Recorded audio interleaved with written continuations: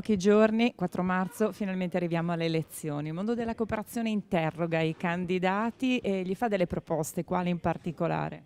Beh, noi siamo partiti da quello che è un messaggio a livello nazionale, questa ricordiamoci è una competizione a livello nazionale, le nostre organizzazioni a livello nazionale hanno prodotto e stanno avendo una serie di contatti in maniera da presentare quello che è il mondo della cooperazione e alcune idee attorno al welfare, attorno all'occupazione, attorno all'innovazione, intorno alla legalità.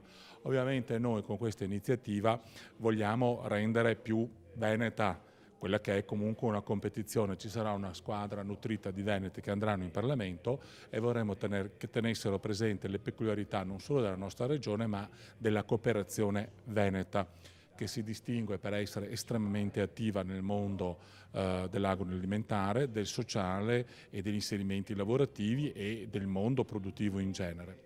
E quindi che si tenga presente che questa locomotiva d'Italia che è il Veneto, all'interno anche la cooperazione, ha bisogno di quello che viene definito autonomia, ma che noi definiamo carburante per essere maggiormente performante nell'interesse della nostra regione e di tutto il Paese. Si sta per uscire dalla crisi, o perlomeno si dice che si sta uscendo dalla crisi. La cooperazione ha tenuto comunque in questi anni di crisi, è stato anche un modello da un certo punto di vista. La cooperativa nei momenti di crisi usa le risorse che ha, le riserve, non licenzia, tiene. È una realtà che non localizza e quindi in qualche misura stabilizza quella che è l'economia. Ha tenuto, però come tutte le imprese ha bisogno di condizioni di favore. Le strade che funzionano, la pedemontana, l'alta velocità, la nuova tecnologia e tante altre cose sono indispensabili per le imprese normali ma anche per il nostro mondo della cooperazione.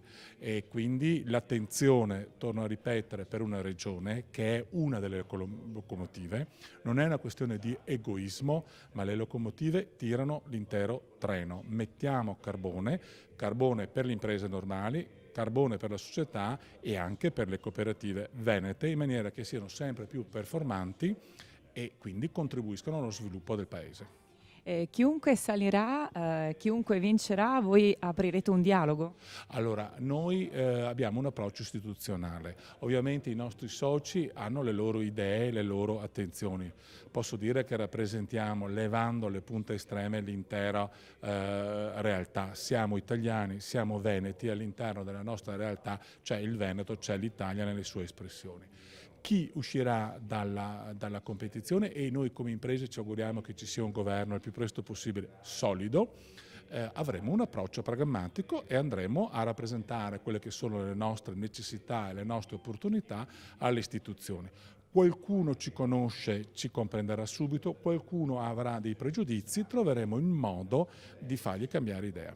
Ultima cosa, al centro di questa campagna elettorale c'è stato anche l'argomento caldo dell'immigrazione e della cooperazione. Qual è il vostro pensiero e la vostra posizione?